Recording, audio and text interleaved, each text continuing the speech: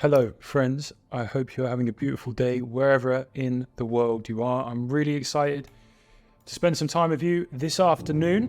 We're going to be talking about how to make your life 100 times better and 100 times easier in the process by harnessing intuition, getting good, building the muscle of listening to and trusting your intuition, and how this helps you live a life on purpose, and how when you are living your life on purpose, the details take care of themselves. Things start to fall into place. I know you know this is true.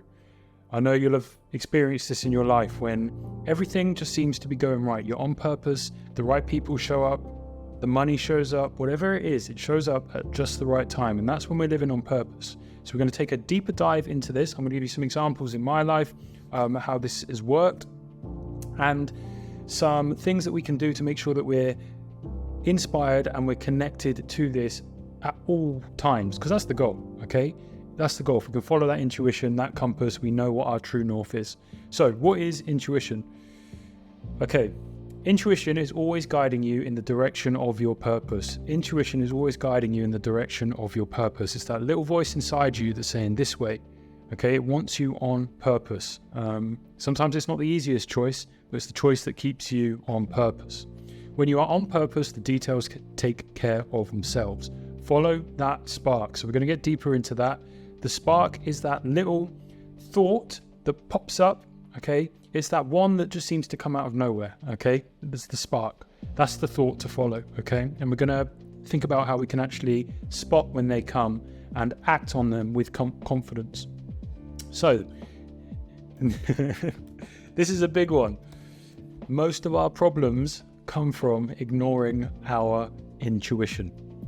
Most of our problems come from not ignoring our intuition. Maybe have a little think in your life where you've known what the thing is you needed to do, but you didn't do it, and then you had some problems. I'll tell you a couple of mine later in the video. So I just wanted to give some overview of, just some context around how we're using the word intuition here. Now remember, intuition is just the best word, the best vibrations we have in the English language to describe a very, very complicated topic, okay? That's all language is, not to get too meta. But I love this. Prayer is you talking to God. Intuition is God talking to you. Prayer is you talking to God. Intuition is God talking to you. So you're sending stuff up, and then you're getting downloads coming back down. So if you're getting downloads, it might be a good idea to listen to them. So we're going to explore a few things, and then I'm going to give some context around intuition and then give you some actionable steps so you can actually start using intuition and being guided by it in your life today. Now, this is a question that is important to answer because this fundamentally tells yourself how open you are to being guided by intuition. So what is your belief here? Answer honestly. Do you believe that we are all separate as individuals, or do you believe that we are in some way connected? So do you believe that we're connected as individuals, or do you believe that we're totally separate? Now, a few things to think about. If you hurt another, you hurt yourself. Love thy neighbor as thyself, one of the 10 commandments. Okay, so my personal opinion is that we are all connected. We're all connected, man. We're all one. Okay, we are all connected. And really, I think science tells us that we're all connected. But also we are individuals, and we have to honor our individuality as well. I think some hippies go too far and they're just like, oh, it doesn't matter. Let's just all float around. We're all connected. Let's just all fuck, you know? Whereas, and then the other side, the very hardened, logical side of it is I'm individual, separate from everything. But as usual, it's usually both. We are individuals and we honor that, but also we are connected. You know, we all breathe in and out the same air, the food, we're all part of the cycle. You know, we're all connected in many, many different ways that we can't even begin to understand. Sometimes, you know, someone or something will show up at the right time, and it seems a synchronicity, or you'll meet someone, a certain song will play and it will trigger something, and you're like, it's just everything seems to align. Synchronicities, for me, that's evidence, and that, you know, in some ways we're all connected, and we get these little nods from God, the universe, whatever you want to call it. Okay, so fundamentally, if you believe we're all separate, or do you believe that we are in some way connected? So that's just a little bit of context to give for kind of diving in now. So your life mission. What is your life mission? Okay, what is your life mission? You might have an idea of this. You might have an idea of who you want to become, things you want to do. Now, we, or all of us, arrive in this life with nothing and we leave the same way. We come into this life with absolutely nothing, kicking and screaming and crying, and we leave this life the same way. There's a great saying, it's you come in, you live your life in such a way that you come into this life kicking and screaming and everyone around you smiling, and then leave this life with you smiling and everyone around you crying. It's just a funny expression. Live your life in such a way that that's the outcome. That's a joke. So there is only one thing you can do with your life. Since we start with nothing and we end with nothing, all we have is time, and the only thing we can do with it, seeing as we can't take it anywhere with us, is to give it away. Okay? Is to give it away. Everyone's mission is to give, is to serve, is to help others. If you're struggling to find your purpose, and I know this is something I really struggled with, I had a bit of a rough time a few years ago, and I was very lost. There was huge shifts going on in my life that I'd deliberately orchestrated, but there were some other things that got shaken out of my life at that time as well, and it was a bigger shift than I expected, but I'm very grateful for it in the long run. But at that time, because it was such a big shift, I was really thinking, what is my purpose here? It's all I wanted to know. Money didn't matter. I just wanted to know, what is my purpose? What is my purpose? Tell me, I'll do it. Tell me. Just tell me and I'll do it. Tell me what to do. Tell me what to do. And the biggest shift came for me, and this didn't happen quickly, but the biggest shift came for me where I changed my thinking from about myself, about trying to just feel good for myself, and thinking about how I can make others feel good. How can I make others feel good? How can I help others? And that gave me a sense of purpose. It gave me something to do. Okay, who can I be an idiot who's walking around the streets? I was in Cardiff in Wales at the time, grinning at people. Is that something I can do? People often look quite sad in the UK. Can I grin at people, like a maniac, and try and brighten their day, say something funny, try and connect with people, just a smile, something. That person in the coffee shop, can I talk to them? What can I do? I ended up having quite a lot of free time on my hands during this period. And I just suddenly felt, as soon as this shift, it was a very personal and spiritual experience for me. As soon as this shift happened, I just had this sense of peace and purpose in my life. And and from answering that question and finding that answer of kind of focus on being valuable, and that's been the mission since. It's like, right, how can I be more valuable so I can help more people? That's it. And that's going to look different for all of us. It's going to look different for all of us. So that's the question to ask. How can I serve and how can I give value? Now, I'm not saying that I'm not selfish and I don't get things wrong. I definitely do. I'm a human. I try to be better, but I definitely get things wrong. But since I started focusing on giving, things just started falling into place in my life. And I had a deep sense of peace and purpose, and you can't give to others that which you haven't already given to yourself. So by feeling that sense of purpose, I was able to help others kind of feel that as well. So it's been a really amazing kind of experience, and it's driven everything that I've done over the last few years. So everyone's mission is to serve. If you're feeling stuck in life, ask the question, how can I serve? And then God, the universe, will come back and say, well, how may I serve you? Okay? You attract what you are. So I wanted to give that context. Are we separate or connected? And what is your life mission? And that I want to put kind of intuition and listening to intuition in context with all of that. Okay. So another guiding principle that's going to help us listen to intuition is getting clear on what our moral code is. What's our moral compass? Okay. What's our moral compass? What do we believe to be right and wrong? Okay. Are we principled? And we need to live life by our moral code. Not by any rules any government sets. We need to live life by our own honest moral code. And not many people spend time thinking about this. Okay, look, if I just say I'm just doing my job, oh look, sorry, I can't help you, I'm just doing my job. Okay, and let's say that's like, I don't know, some cashier can't return something, and like, oh, never mind, I can't return that thing. Oh, I'm just doing my job. Okay, whatever. But how far does that go? What did the guards in the concentration camps in Germany say? I'm just doing my job. Exterminating all the Jews? Just doing my job. How far does that go? Whose moral code? Well, there wasn't a moral code, but whose instructions were they living by? Who were they? If you don't have a moral code and you don't know how to you can't lean on it to make decisions when they come up. And obviously we want to use intuition to guide our decisions, and then from that's kind of how it's kind of like a cycle. That's how the moral code is then built, but also it's how we can then kind of strengthen that intuition. It's because we kind of filter it through our own moral code. But you know, those Nazis in concentration camps, just doing my job. So how far does it go? So here's a question for you.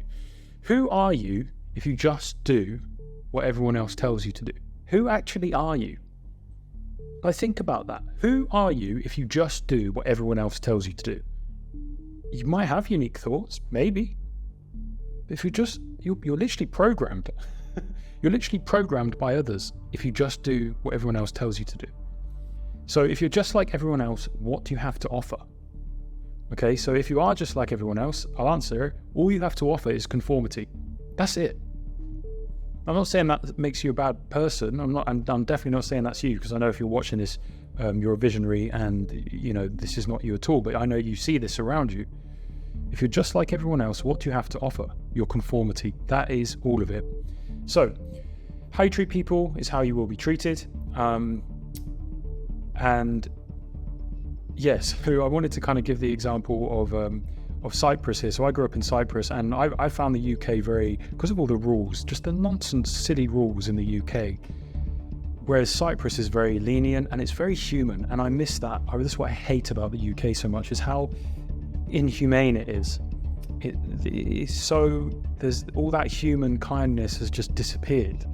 So the example, like in Cyprus, if you're driving the car a little bit too fast, and look, if you're driving the car recklessly, then you need to consider what your moral code is, because you're putting other people at danger and yourself at danger. And how are your family going to feel about that if you hurt yourself and they have to look after you, or worse? So there's always this balance of, look, there's rules and they put in place, but sometimes, you know, they can be kind of broken or stretched.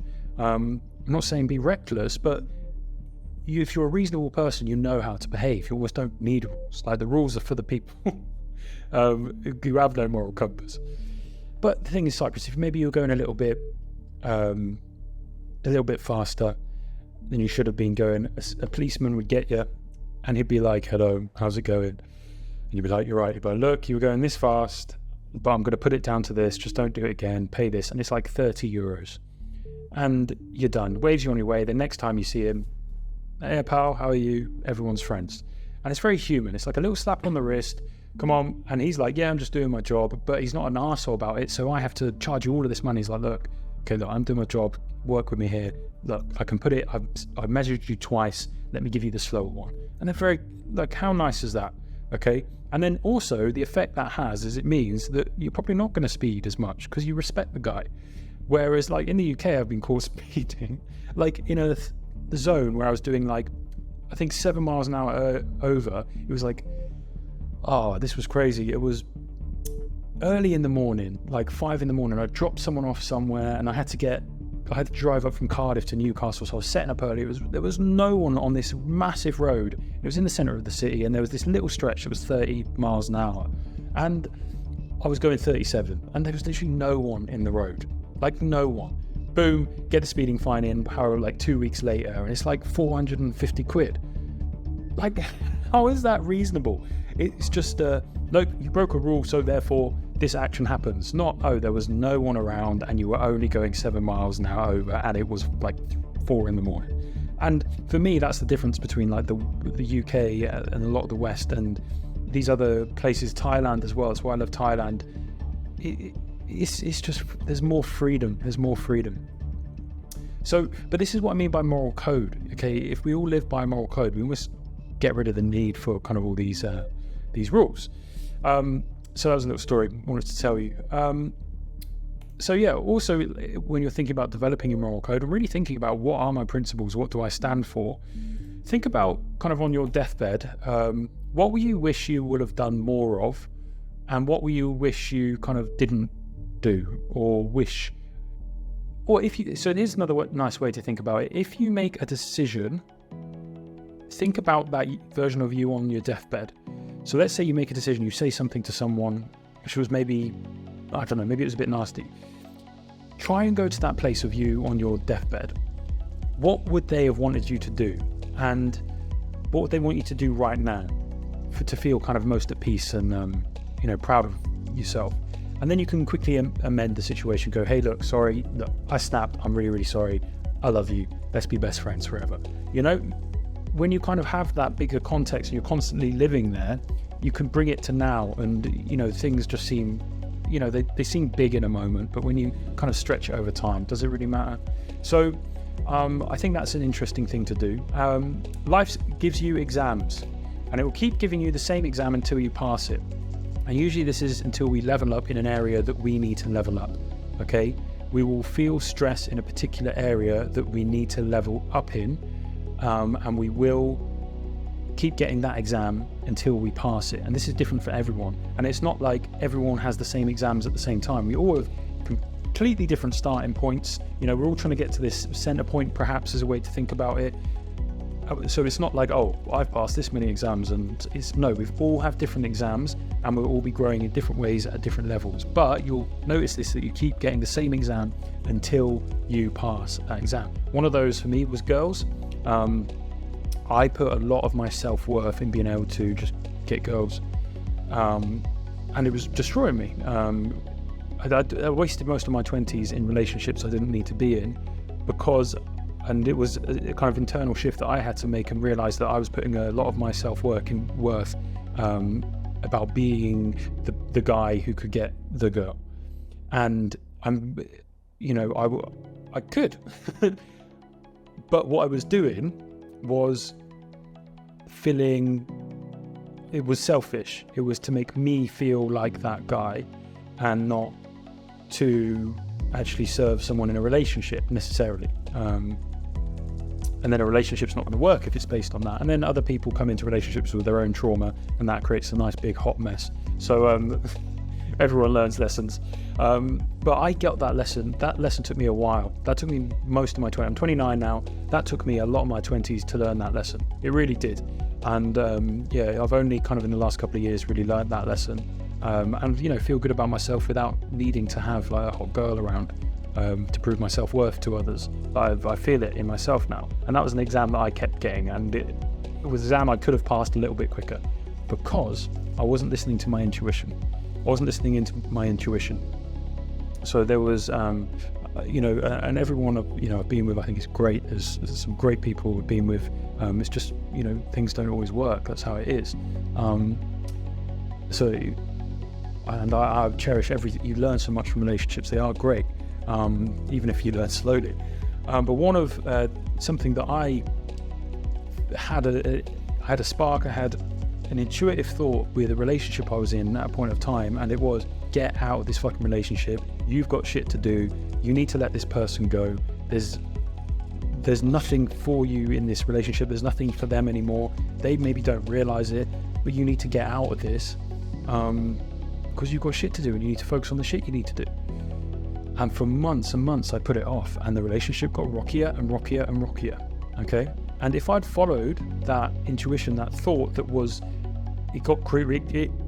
really got crystal clear towards the end. But if I'd followed that thought earlier, I would have saved a lot of time and pain for myself and another person as well.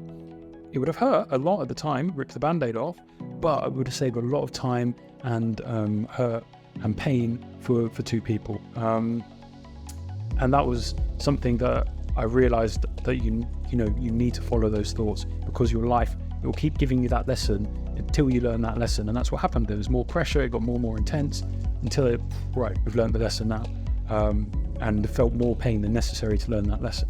Okay, so listen to the intuition, because it's going to save you a lot of time and pain. Okay, so here's another bit of context that will help you when you... So I wanted to put this in because it will help you feel less resistance towards your intuitive thoughts. So I'll explain. It will help you feel less resistance towards taking action when you have kind of a spark or an intuitive thought.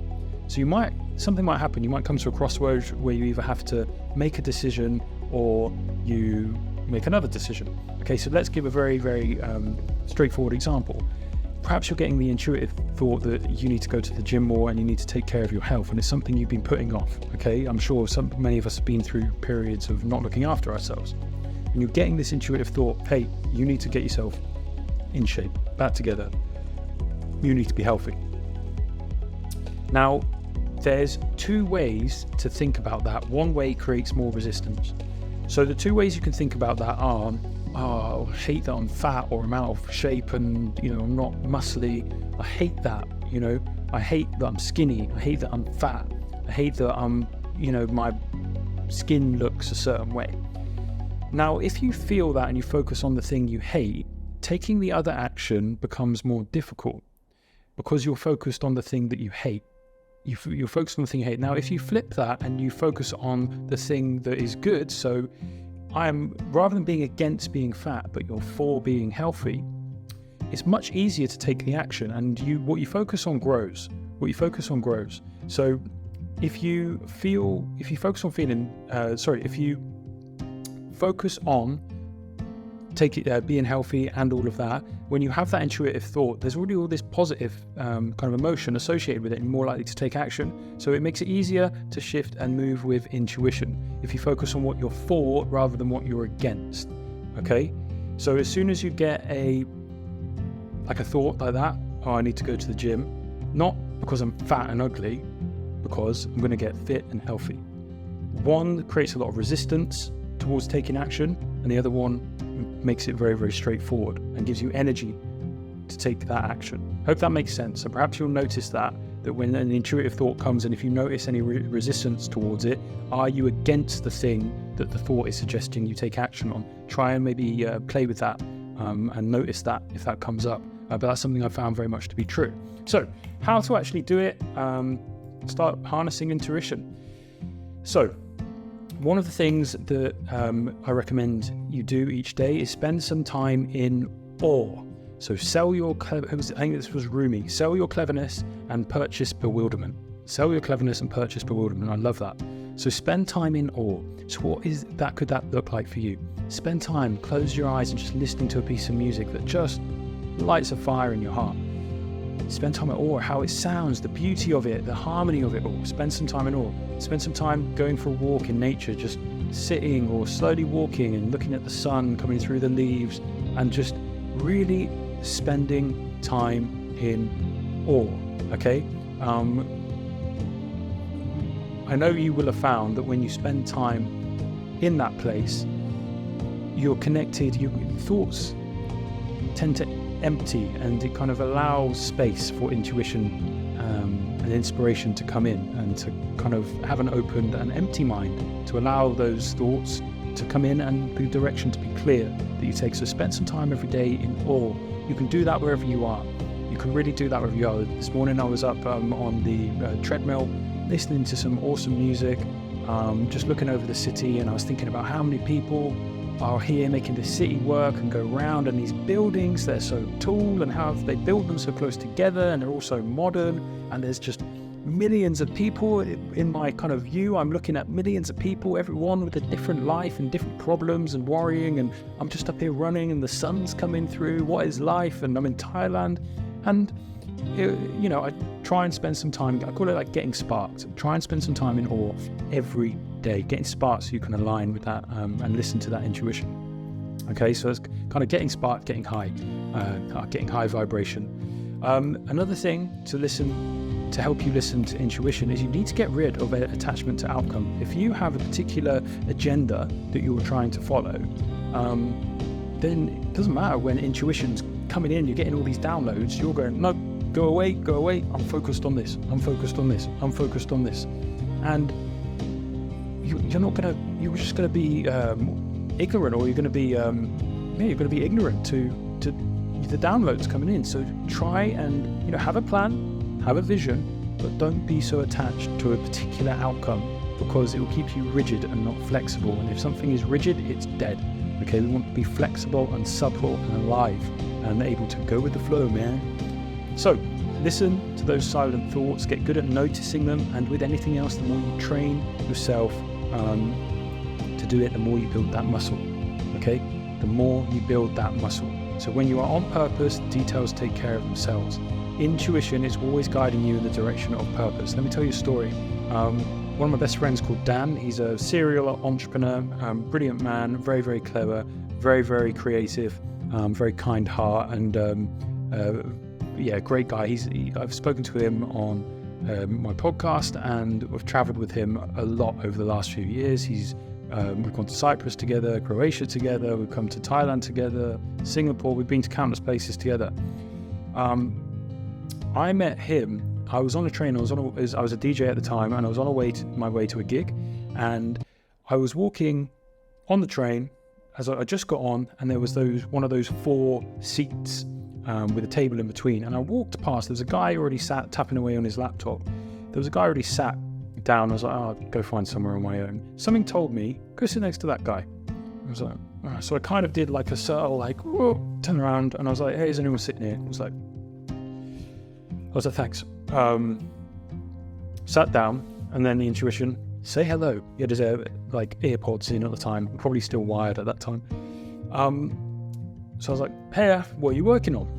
And we started talking. He was telling me about the startup he's building and all of this, and we had this great conversation. By the end of the conversation, he'd invited me to come and be kind of to basically do a few weeks away in Europe, doing a bit of music, doing a bit of DJing, but also kind of helping with the app and doing it. It was a great thing to do. And he's now one of my best friends. We spend loads of time together. He's a brilliant entrepreneur. I've learned so much from him.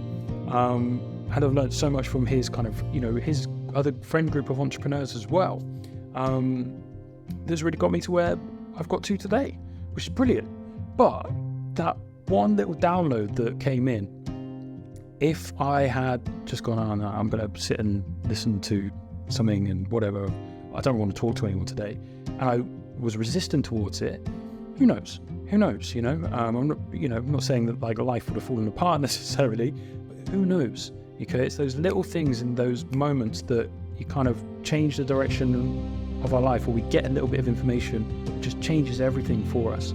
So that's why it's so important to listen to your intuition and get good at recognizing it when you get a download, and to just take action on it. Just trust, because intuition is always guiding you in the direction of your purpose. Now, if you get a download and you're not sure, okay, you're not sure, but you were aware that you got a download, but you went with your best guess. You were like, oh, I've got a download, but I didn't know which one to go for.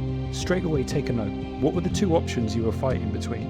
And then a day later, go back to that and write down what would have happened if I took the other action. And it's a really interesting exercise. You'll be able to kind of piece it together, and you'll be able to see how things might have played out differently. Obviously, you don't know. We never know.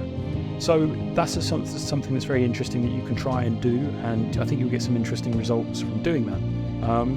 So yeah, that's pretty much everything. Follow the spark. When you get one of those sparks, okay, it's trying to light the fire, which is trying to lead you in the direction of your purpose. So listen to it, trust your intuition. It's wiser than you. If we're all connected and there's some creative organizing force that is all of these pieces, it's helping along, it's not just giving downloads to you, it's giving downloads to other people, and giving downloads to other people to cross paths with you and help you so you can help them. So listen to your intuition. It's going to make your life 100 times easier and 100 times better, I promise you. So I hope that has been helpful. I'm going to link another video here, how to go full-time online as a modern creator. So watch that. That should be really, really good. Get you working on purpose, doing your purpose every day and earning money, doing your purpose so you can do more of your purpose. Listen to your intuition, level up, do more of what you're here to do. That's what I'm all about. So I appreciate you. Have a beautiful day wherever you are, and I will see you in the next one.